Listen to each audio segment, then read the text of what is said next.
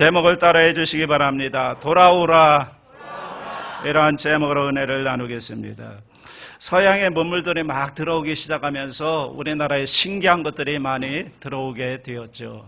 그 가운데 굉장히 그 높은 자리에 있던 대감이 서양의 선교사님으로부터 비누 한 상자를 선물로 받았다고 합니다. 때가 잘 식힌다 하면서 굉장히 신기하면서 이제 자랑을 하고, 그 다음에 대감이 자기 집에 와 있는 문객들에게 비누를 하나씩 선물로 준 겁니다. 그런데 그때 그 문객 가운데 유명한 월남 이상재 선생님이 계셨습니다.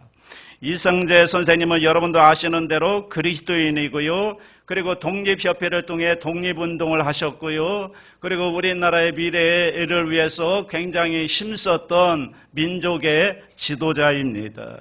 이분이 비누를 받아들고는 비누를 가만히 쳐다보더니 갑자기 칼을 꺼내서 비누를 깎기 시작합니다. 한쪽 구석을 깎더니 한 조각을 입에다 넣고 그것을 먹더래요. 깜짝 놀라서, 아니 이 사람아, 그거는 얼굴에 때를 씻는 물건인데 그것을 먹으면 어떡하나? 그랬더니 그때 이상자 선생님이 이렇게 대답했다고 합니다. 알죠? 아는데 여러분은 이거로 얼굴로 씻지만 저는 뱃속에 때가 너무 많아서 이 뱃속의 때를 씻어볼까 해서 먹었습니다. 그때 그 이야기를 듣고 있던 그 자리에 있던 많은 사람들의 얼굴에 낯이 붉혔다. 그렇게 그 이야기는 기록하고 있습니다. 여러분, 눈에 보이는 것도 중요하지만 더 중요한 것은 눈에 보이지 않는 것. 더 중요한 것은 나의 겉모습보다는 내 안이, 내 마음이 얼마나 깨끗하냐. 이것이 더 중요하다는 거죠. 그렇습니다. 오늘 우리 사회를 보면 아주 심각한 증세가 하나가 있는데요. 그 증세가 무엇인가 하면 개혁 피로 증후군이라는 겁니다. 개혁 피로 증후군. 모두 다 개혁을 이야기합니다. 너도 나도 개혁을 이야기하고 외치지만 실제로 보면 개혁이 되는 것 같지가 않습니다. 오히려 개혁이라는 말 때문에 스트레스를 쌓여간다는 거죠. 정치개혁을 부르짖은 지 여러분 얼마나 오래되었습니까? 그런데 정치의 구태와 그 나쁜 그런 모습들은, 부패는 좀처럼 나아질 기미를 보이고 있지 않습니다. 왜 그럴까요? 모두 다 개혁해야 된다는 것은 알고 있지만 그런데 개혁되지 않는 겁니다. 왜 그럴까요? 그 이유가 뭘까요? 대답은 간단합니다. 그것은 겉만 고치려고 하기 때문에 그렇습니다. 개혁하겠다고 하면서 뭘 하나요? 제도를 바꿉니다. 법을 바꿉니다. 그리고 관행을 고칩니다. 그런데 얼마 안 가서 그 바꾼 제도와 법과 관행들이 여러분 또 다른 문제가 생겨나게 됩니다. 이유는 뭘까요? 그것을 지켜야 되는 사람들이 변화되지 않았기 때문에 그런 겁니다. 사람들이 변화되지 않는데 아무리 법을 고치고 제도를 고치고 관행을 고친다고 해서 여러분 그것이 달라지는 것이 아니라는 거죠. 그래서 진정한 개혁은 어디로부터 시작되어야 하는가? 그러면 내가 바뀌는 겁니다. 사람이 바뀌는 겁니다. 속사람이 바뀌는 겁니다. 사람들의 생각이 바뀌고요. 사람들의 가치관이 바뀌어야 되고요. 결국에는 사람의 마음이 바뀌어야 진정한 개혁이 이루어지는 겁니다. 오늘 우리가 읽었던 본문 말씀도 보면 개혁에 대한 이야기가 나오지요. 그 당시 배경은 요시야 왕 때의 통치 시기를 배경으로 하고 있습니다. 요시야 왕은요, 이스라엘 역사 가운데 가장 큰 종교 개혁을 단행했던 사람이 요시야 왕입니다. 그가 즉위한 지 18년 되던 해에 오랫동안 방치되었던 성전을 수리하고 성전을 깨끗하게 청소하기 시작합니다. 그런데 성전을 수리하고 성전을 청소하면서 하나의 책을 발견합니다. 정확하게 얘기하면 두루마리입니다. 그 책이 어떤 책인가 하면 오늘 우리가 알고 있는 신명기의 일부입니다. 그래서 왕이 그 율법책을 왕 앞에서 읽도록 명령합니다. 그런데 읽다 보니까 여러분 신명기를 읽어보면 아시겠지만 거기에는 하나님의 말씀을 주에 순종하면 주시는 복도 나와 있지만 하나님의 말씀을 지키지 않을 때 주는 하나님의 진노와 벌이 거기에도 나와 있습니다. 그런데 그걸 읽는 구절에 도달해 보니까 깜짝 놀라는 겁니다. 지금 현재 유다가 하고 있는 행동들이 지금 가만히 보니까 어쩌면 신명기에서 얘기하고 있는 죄의 목록들과 너무나 똑같은 거예요. 정말 하나도 빼지 않고 아주 꼼꼼하게 아주 성실하게 여러분 하나님의 법을 어긴 겁니다. 그 가운데 가장 큰 죄악이 무엇이었는가 하면 우상 숭배를 하는 죄를 아주 진 거죠. 그래서 요새 왕이 그대로 있을 수 없었습니다. 하나님의 저주로부터 이 나라를 지켜야 되겠다라고 생각하고 그때부터 아주 강력한 종교개혁, 신앙개혁을 단행합니다. 온 나라에 걸쳐 아주 대대적인 신앙의 개혁을 일으키는 겁니다. 제일 먼저 성전에 그대로 방치되어 있던 우상들을 다 끄집어내서 불태우고요. 심지어는 그것을 가루로 만들어서 시냇가에 뿌리기도 합니다. 그리고 유대 땅과 예루살렘에 있는 모든 산당들을 다 제거하기 시작하고요. 우상 숭배를 하던 제사장들을 모두 잡아다가 죽이거나 쫓아버리고요. 심지어는 그 해골들을 제단 위에서 불사르는 아주 서슬퍼런 개혁을 단행합니다. 자, 그런데 그 결과가 어떻게 됐을까요? 그 결과는 안타깝게도 실패했어요. 요시야 왕이 30년 동안 왕위에 있으면서 개혁할 때는 그때는 이스라엘 백성들이 하나님께로 돌아오는 것 같았어요. 우상을 버리고 하나님께로 회개하고 돌아오고 하나님을 잘 믿는 것 같았어요. 그런데 요시야 왕이 죽자마자 나라가 다시 원상태로 복귀됩니다. 우상 숭배로 돌아갑니다. 모든 것이 원점으로 돌아옵니다. 결국 그래서 유다는 기원전 587년에 바벨론의 침공으로 유다 나라가 멸망하게 됩니다. 자, 본문을 보세요. 왜 이렇게 되었을까? 왜 유다 역사상 요시야 왕만큼 그렇게 철저하게 개혁을 단행한 사람이 없는데 왜 그 종교개혁이 실패했는가? 유다는 왜 다시 원래 죄악의 자리로 돌아올 수밖에 없었을까? 문제가 무엇이었을까? 여러분 그 정답이 오늘 본문에 나오고 있습니다. 자, 본문을 보세요. 1절 보십시오. 1절 상반절 보면 이렇게 얘기합니다. 다 같이 합니다. 야훼께서 이르시되 이스라엘아 네가 돌아오려거든 내게로 돌아오라. 너희가 돌아오려거든 어디로 돌아오라고요? 나에게로 돌아오라. 여러분 구약 성경에 보면 이 돌아오라는 단어가 굉장히 많이 나오는 단어 중에 하나입니다. 이 단어가 12번째로 많이 나오는 단어인데요.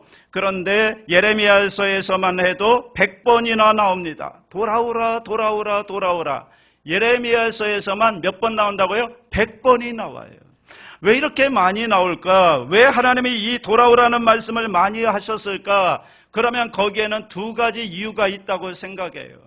하나는 무엇인가 하면 유다 백성들이 말을 안 들어요. 돌아오라고 하면 돌아오면 좋을 텐데 말을 안 들으니까 어떻게 해요?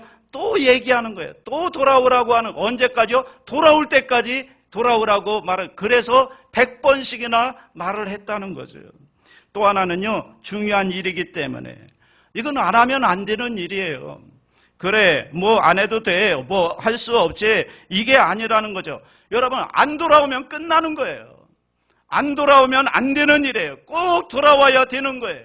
그렇기 때문에 굉장히 중요한 것이기 때문에 반드시 돌아와야 되기 때문에 100번씩이나 말하면서 강조하고 있다는 거죠. 돌아와라 슈브 돌아오라 돌아오라. 그런데 오늘 성경을 보면요. 돌아오라고 하는 그 주님의 음성 뒤에 한 단어가 붙죠. 돌아오려거든 그 다음에 뭐예요? 내게로 돌아오라는 겁니다. 왜 이런 말씀을 하실까요?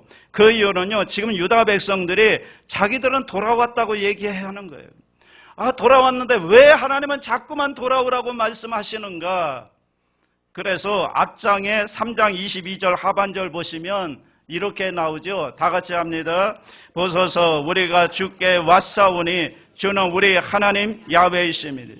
자기들은 돌아왔다는 거예요. 그런데 하나님은 야, 너희들 아직도 돌아오지 않았다, 이렇게 말하는 거예요. 왜 그런가 하면요, 네가 돌아오긴 돌아왔는데 내 앞에 오지 않았다는 겁니다. 아직도 올바른 자리에 오지 않았다는 겁니다. 여러분 한번 생각해 보십시오. 한 집에 어떤 아들이 있는데 그 아들의 말을 안 들어요. 쉽게 얘기하면 탕자입니다. 집을 나갔습니다. 집을 나갔다 어느 날 돌아왔어요. 그런데 자, 돌아온 이유가 뭘까요? 두 가지 중에 하나입니다. 하나는 정말 자기의 잘못을 깨닫고 회개하고 돌아온 거예요.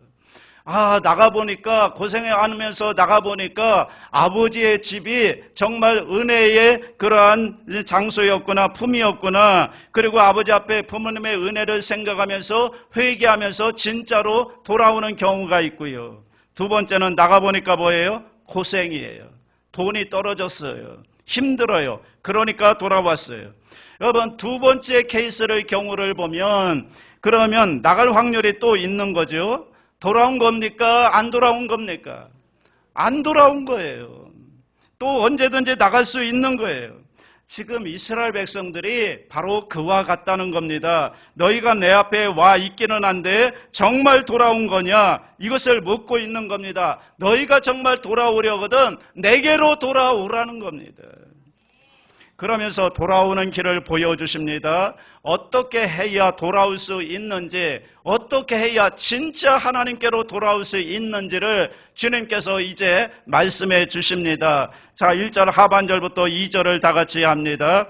네가 만일 나의 목전에서 가증한 것을 버리고 네가 흔들리지 아니하며 진실과 정의와 공의로 야훼의 삶을 두고 맹세하면 나라들이 나로 말미암아 스스로 복을 빌며 나로 말미암아 자랑하리라.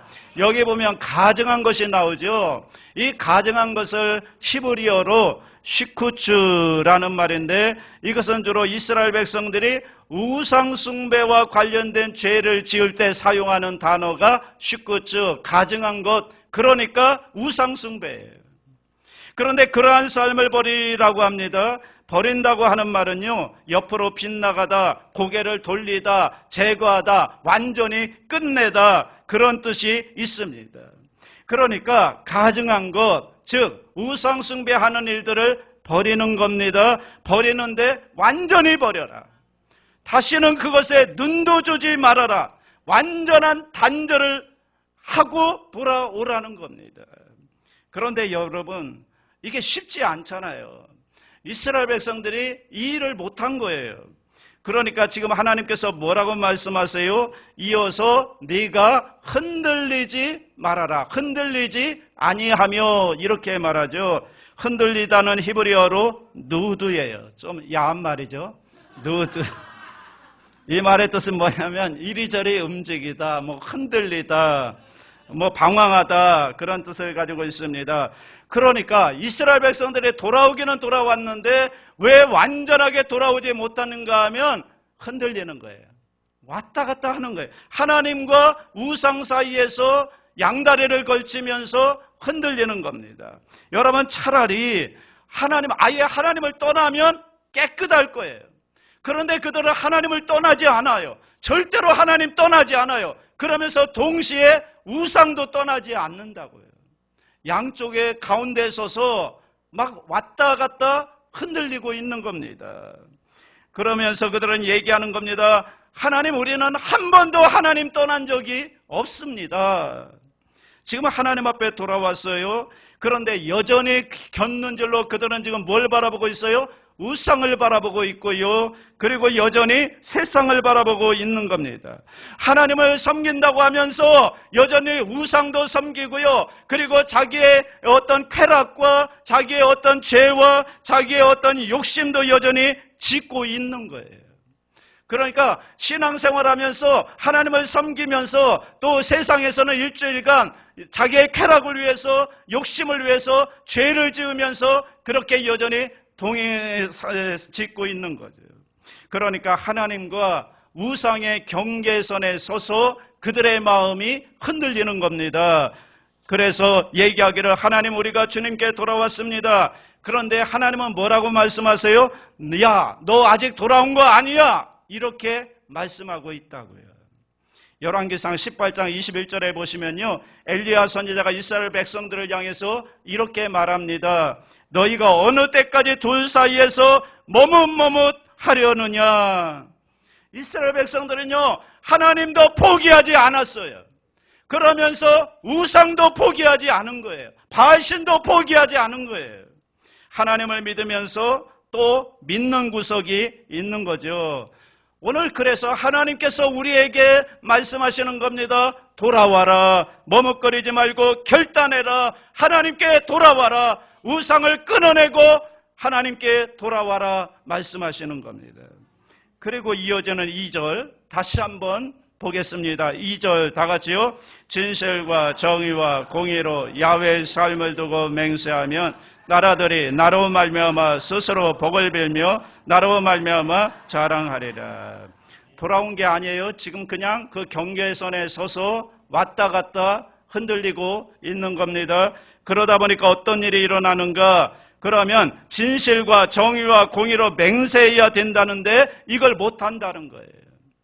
좀 더 쉽게 말씀드리면 더 이상 말로만 회개하지 말고 너희 삶 속에 진실과 정의와 그리고 공의가 삶 속에 실천되어야 한다는 거예요. 그러니까 진정의 의미에 들어옴, 진정한 의미의 회개라고 하는 것은 그냥 단순히 몸만 들어오는 것이 아니라 마음속으로 잘못을 그냥 뉘우치고 회개하는 것이 아니라 정말로 돌아오는 것은 무엇인가 하면 우리의 삶이 바뀌어져야 된다는 거예요. 저와 여러분의 삶의 변화가 있어야 된다는 거예요. 그것이 진정한 돌아옴이고 진정한 회개라는 거예요. 하나님 앞에 나와서 입술로만 회개합니다. 눈물 찔끔 흘리고 마음으로 결단하고 그것이 진정한 회개가 돌아옴이 아니라 여러분의 삶 가운데 진짜 돌아왔다면 변화가 나타나야 되고요. 삶의 변화가 따라야 된다는 거죠. 여러분 신약으로 오면서 침례 요한이 예수님 오시기 전에 사람들에게 하나님 나라의 도래를 선포하면서 그가 외친 게 뭡니까? 회개하라 천국이 가까이 왔느니라. 회개하라는 겁니다. 그러면서 그 증표로 무엇을 줬는가 하면 침례를 베풀었잖아요. 그러면서 그랬더니 사람들이 이 메시지를 듣고 침례 요한에게 나오는 겁니다. 우리도 회개한다고요. 우리도 침례받게 해달라고. 우리도 하나님의 진노로부터 구해달라고. 그랬더니 그렇게 나오는 사람들을 향해서 침례 요한이 뭐라고 말한 줄 아십니까? 누가복음 3장 7절입니다. 다 같이 합니다. 요한이 침례 받으러 나오는 무리에게 이르되 독사의 자식들아 누가 너희에게 일러 장차 올 진노를 피하라 하더냐. 회개하고 침례 받으러 나오는 그들을 향해서 오히려 질타하는 거예요. 누가 너희들을 하나님의 진노를 피하라고 하더냐 질타하고 있습니다. 그러면서 침례 요한이 뭐라고 말하는가 하면 회개에 합당한 열매를 맺으라고 말씀하는 겁니다. 그러니까 이게 무슨 말입니까? 너희들이 정말 회개한다면 그것은 형식적인 회개, 정말 너희들이 마음속에는 회개에 그치지 말고 거기에 합당한 뭐를 맺으라고요? 열매를 맺어야 된다는 거예요. 그래서 사람들에게 뭐라고 얘기해요? 옷 2벌 가진 사람들은 없는 사람들에게 나누어 주어라. 그리고 세리들에게 너희에게 정해진 것 외에는 더 받지 말아라. 그리고 군인들에게는 남의 것을 강탈하거나 거짓 고발하지 말고 너희 봉급으로 만족해라. 침례 요한이 여기서 회개라고 하는 것은 그냥 감정적으로 어떤 은혜 받아서 그냥 눈물 찔끔 흘리는 그런 회개가 아닌 거죠. 여러분 어떤 회개입니까? 삶이에요. 삶의 변화가 따라야 된다는 거예요. 여러분이 정말 하나님께 회개하고 돌아온다는 것은 여러분의 삶의 변화가 반드시 나타나야 된다는 거예요. 변화가 있어야 됩니다. 가난한 사람들과 먹을 것과 입을 것을 나누어주는 정의를 실천해야 되고요. 그리고 마음속에 있는 진실된 신앙을 회복해야 되는 거고요. 특별히 그 당시에 세리와 군인들, 즉 권력을 가진 사람들은 그 권력으로 약한 사람들을 착취하지 말고 너희들의 받는 급료로 족한 줄로 알아야 된다는 거죠. 이것이 뭡니까? 이것이 회개하고 정말 회개하고 돌아온 사람들이 해야 되는 일이라는 거예요. 이러한 죄악된 행동이 여전히 계속되면서 너희가 내 앞에 나와서는 내가 회개하고 주님께 돌아왔습니다. 너희들이 100번, 1000번 그렇게 말해도 내가 믿지 않겠다는 겁니다. 소용없다는 겁니다. 사랑하는 여러분, 진정한 회개는요, 우리의 삶 가운데 진실과 정의와 공의로 사는 삶이 뒷받침되어야 될 줄로 믿습니다. 이렇게 맹세하며 나갈 때 거기에 하나님의 영광이 나타나고, 그리고 사람들이 거기에서 하나님의 영광을 보지 않겠느냐. 그런데 너희들이 아직 돌아오지 못하고 있구나. 우상과 하나님 사이에서 머뭇머뭇거리면서 너희들의 삶의 변화가 있지 않으면서 너희들이 내 앞에 돌아왔다고 하나님 그거 인정하지 않으시겠다는 겁니다. 그래서 하나님께서 다시 말씀하십니다. 왜 그렇게 된 줄 아느냐? 너희들이 이렇게 해야 됨을 알면서, 여러분 그들이 그렇게 해야 된다는 건 알아요. 그런데 그렇게 하지 못하는 이유가 있다는 거예요. 하나님이 지금 그것을 지적하십니다. 왜 못하는가? 그것은 너희의 마음 때문이다. 마음의 문제를 들고 나옵니다. 3절을 보세요. 3절 다 같이 합니다. 야훼께서 유다와 예루살렘 사람에게 이와 같이 이르노라. 너희 묵은 땅을 갈고 가시덤불에 파종하지 말라. 자, 묵은 땅을 얘기합니다. 묵은 땅. 묵은 땅이 뭐죠? 묵은 땅. 여러분, 본래는 좋은 땅이었어요. 본래는 좋은 땅이어서 거기에 씨앗을 뿌리면 거기에서 이제 싹이 나고 자라서 열매를 맺는 생명을 탄생시키는 그런 좋은 땅이었어요. 그런데 돌보지 않으니까 농사를 지을 수 없게 된 겁니다. 그냥 묵혀진 겁니다. 그동안 돌보지 않은 겁니다. 돌보지 않으니까 딱딱한 땅이 되어서 거기에는 잡초들과 가시덤불만 우거지고 더 이상 농사를 지을 수 없는, 즉 생명을 탄생시킬 수 있는 능력을 상실한 죽음의 밭이 되어진 겁니다. 그러니 여러분, 거기에 아무리 씨를 뿌리고 아무리 좋은 씨를 뿌린다 한들 거기에서 자라서 열매를 맺을 수가 없다는 거죠.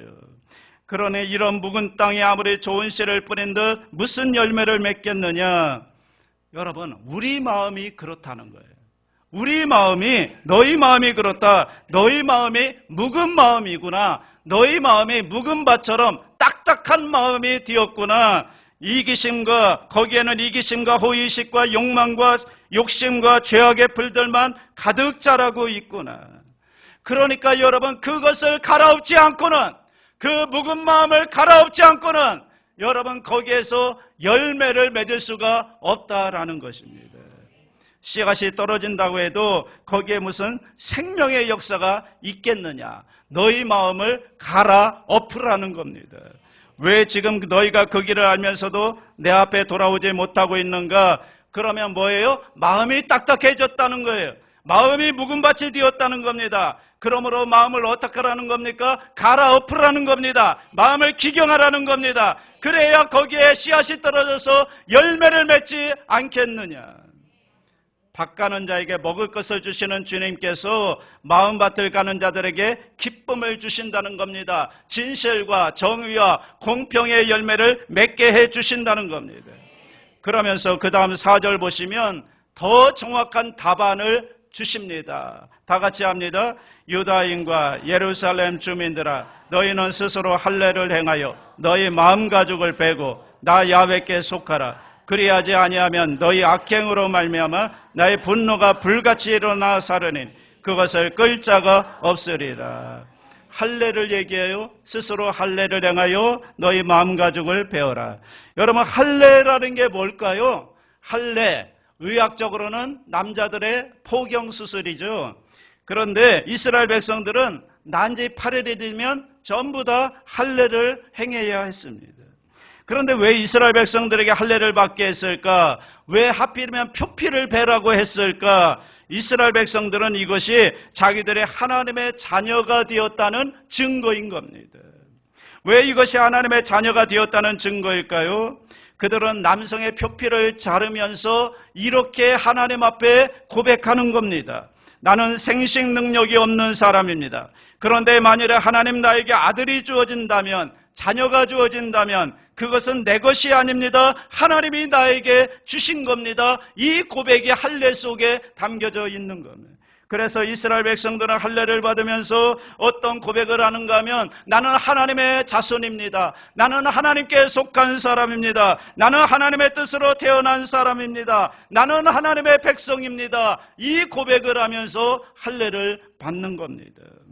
그래서 이스라엘 백성들에게 할례는요, 너무나 중요한 하나님의 자녀됨의 증표인 것입니다.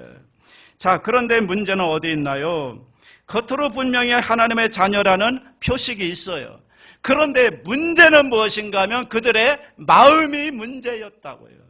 겉으로 볼 때는 할례를 행해서 정말 하나님의 자녀라는 그런 표식은 가지고 있었지만, 그런데 문제는 그들의 마음이 여전히 변함이 없는 겁니다.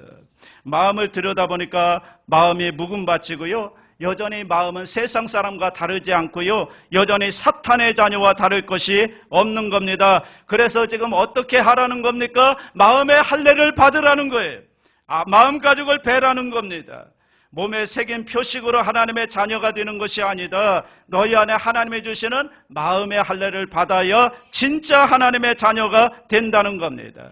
쉽게 얘기하면요, 너의 마음에 변화가 있어야 된다는, 너의 마음이 바뀌어져야 된다는 거예요. 지금 그 마음 가지고는 안 된다는 거예요. 마음의 할례를 받아서 바뀌어져야 된다는 거예요. 그런데 문제는 마음을 바꾸는 게 쉽지가 않잖아요. 말은 쉽죠. 마음을 바꾸자. 여러분, 마음이 바꾸어지나요? 여러분이 마음대로 하면, 마음 먹으면 그대로 되나요? 마음 먹었지만 그대로 안 되는 게 인생이잖아요. 마음대로 안 돼요. 마음대로 따라주지 않아요. 마음은 먹는데 그 마음 먹은 대로 안 된다고요. 그래서 이것을 아시는 하나님께서 특단의 조치를 취하시는 겁니다. 그것이 조금 더 뒤로 가보면 예레미야 31장에 나옵니다. 예레미야 31장 31절로 33절 다 같이 합니다. 야훼의 말씀이니라. 보라, 날이 이르리니 내가 이스라엘 집과 유다 집에 새 언약을 맺으리라. 이 언약은 내가 그들의 조상들의 손을 잡고 애굽 땅에서 인도하여 내던 날에 맺은 것과 같이 아니할 것은 내가 그들의 남편이 되었어도 그들이 내 언약을 깨뜨렸음이라.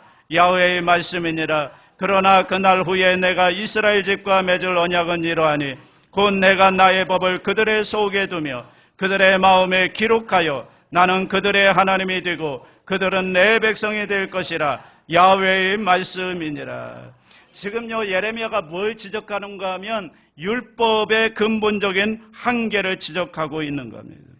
그 율법으로는 우리의 마음이 바뀔 수 있는 게 아니라는, 우리의 마음으로 그 율법을 지킬 수 있는 게 아니라는 거예요. 할례라고 하는 것은 하나님과 이스라엘 사이에 맺은 언약의 증표가 할례였잖아요. 그래서 그들은 그 언약을 지키려고 이스라엘 백성들은 부단히 노력을 했어요. 그런데 그게 안 돼요. 불가능해요. 그들의 마음 가지고는 불가능한 겁니다. 그래서 이것을 꿰뚫어보고 있는 예레미야가 율법적인 근본적인 한계를 지적하고 있는 겁니다. 여러분, 사람의 마음이 믿을 게 못 돼요. 우리가 때로는 아름다운 마음, 선한 마음, 거룩한 마음, 품을 때도 있는 것처럼 보이지만, 그런데 아무리 그런 마음을 먹어봐야 누가 와서 한번 흔들기만 하면, 여러분, 마치 구정물을 다 가라앉아 있는데 마치 누가 와서 한번 휙 젓기만 하면 그 안에 있는, 아래에 있던 찌꺼기들이 막 올라오는 것처럼, 우리가 아무리 선한 마음을 가져봐야 누가 우리 마음을 한번 흔들기만 하면 우리 안에서 죄악의 찌꺼기들이, 욕심의 찌꺼기들이, 여러분 분노의 찌꺼기들이 얼마나 확 올라와서 우리 마음을 혼탁하게 하는지 몰라요. 우리 마음 가지고는 안 된다는 겁니다. 이 마음 가지고는 안 된다는 겁니다. 그래서 하나님의 새로운 언약을 맺으시는 겁니다. 어떻게요? 나의 법을 그들의 속에 두며 그들의 마음에 기록하겠다는 겁니다. 그들이 누구입니까? 그들이 우리죠. 우리 마음에 그렇게 하겠다는 거예요. 자, 보세요 여러분, 이런 말씀입니다. 인간이 계속해서 이 언약을 못 지켜요. 우리 마음 가지고는 하나님의 율법을 제대로 못 지켜요. 우리 마음은 죄로 물들어 있어요. 언약을 우리가 자꾸 어기니까 하나님께서 결단하신 거예요. 무슨 결단이요? 심판하시는 거예요. 그런데 심판을 어떻게 하시는가 하면 하나님께서 더 이상 그 죄값을 우리에게 묻지 않으세요. 그냥 하나님의 스스로에게 죄를 물으시는 거예요. 하나님이 자신이 그 죄에 대한 대가를 지불하기로 하신 거예요. 그래서 언약의 당사자이신 그분이 우리 대신에 인간의 몸을 입고 이 땅에 오셔서 십자가를 지시고 십자가에서 몸을 찢고 피 흘려 죽어주심으로 우리의 죄값을 하나님 자신에게 물으신 겁니다. 우리의 죄를 대속하신 겁니다. 그리고 사람이 언약을 위반한 대가를 하나님께서 완전히 갚으신 다음에 그 다음에 그 십자가의 은혜로 우리를 하나님의 자녀로 불러주신 겁니다. 그래서 예수님께서 이 땅에 오셔서 우리를 위해 십자가에 죽어주신 다음에 그 다음에 주님의 피 묻은 손을 드셔서 우리 마음에 꾹꾹 눌러서 하나님 말씀을 새겨주신 겁니다. 마음에 새겨놓았습니다. 예수 그리스도의 십자가의 은혜로 말미암아 너는 나의 백성이 되고 나는 너의 하나님이 될 것이다. 너는 내 것이다. 너는 내가 핏값으로 산 나의 자녀이다. 이렇게 주님의 피 묻은 손으로 우리 마음 가운데 꾹꾹 눌러서 새겨놓으신 것입니다.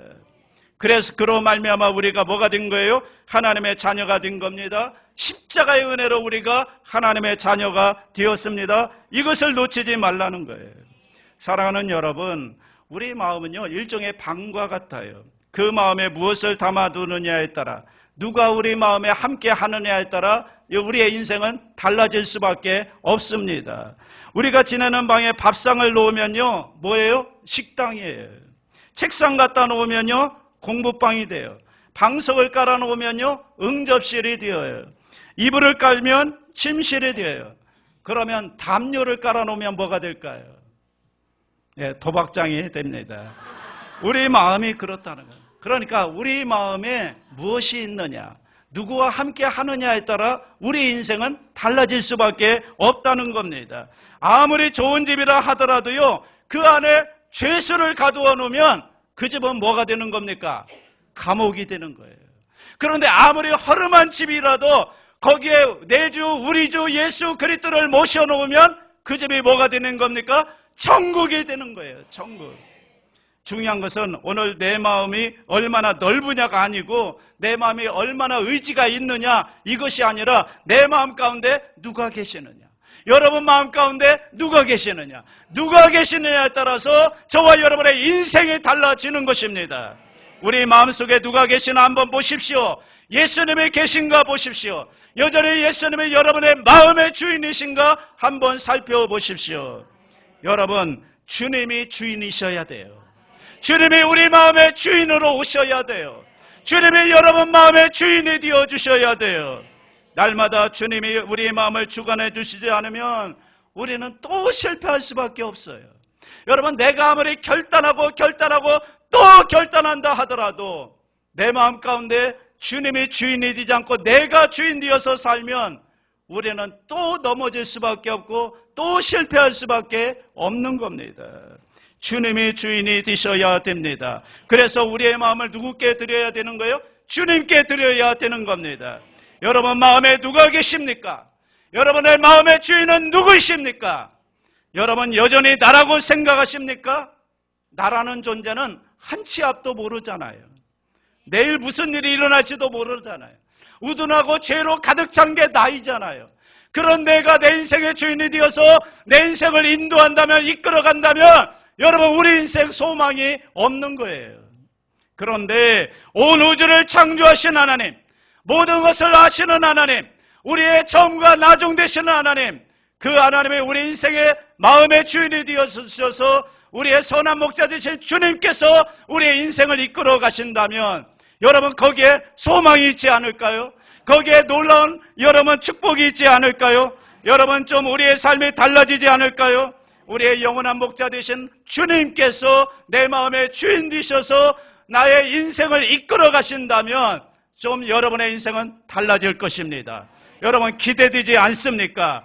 오늘 주님께서 나를 어디로 인도하실까? 내 마음의 주인 되시는 그분이 내 인생을 어디로 인도하실까? 그분의 인도하심 가운데 기대와 흥분과 소망과 여러분 이런 확신을 가지고 살아갈 수 있게 되시기를 바랍니다. 오늘 여러분에게 그 은혜가 있기를 바랍니다. 주님이 내 안에 오셔서 내 마음 가운데 오셔서 내 인생의 주인이 되어 주시옵소서. 주님께서 내 인생을 이끌어 주시옵소서. 그러면 우리의 삶은 달라질 수밖에 없고요. 주님이 이끌어가는 인생 잘 될 수밖에 없고요. 모든 것이 합력하여 선이 될 수밖에 없는 줄로 믿습니다. 여러분 가운데 이 은혜가 함께하기를 주님의 이름으로 축복합니다. 사랑의 주님 은혜를 감사드립니다. 돌아오려거든 내게로 돌아오라. 가증한 것을 버리고 진실과 정의와 공의의 삶에 수반된 진정한 회개로 주님께 돌아가게 하여 주옵소서. 마음의 묵은 땅을 갈아엎고 가시덤불을 다 제거하고 마음의 할례를 받아 회개에 합당한 열매를 맺게 하여 주시옵소서. 주님의 새 언약 예수 그리스도의 십자가 보혈의 언약으로 우리가 하나님의 백성이 되고 하나님이 우리의 하나님이 되어주심을 믿습니다. 그 주님을 우리 마음의 주인으로 모셔드립니다. 이제는 우리의 영원한 목자 되시는 주님께서 우리의 삶을 인도하시기에 우리의 삶에는 기대가 있습니다. 소망이 있습니다. 우리의 삶에 놀라움이 있습니다. 아버지여, 주님의 인도하심을 받는 우리 모두가 되게 하여 주시옵소서. 감사드리며 예수님의 이름으로 기도드리옵나이다.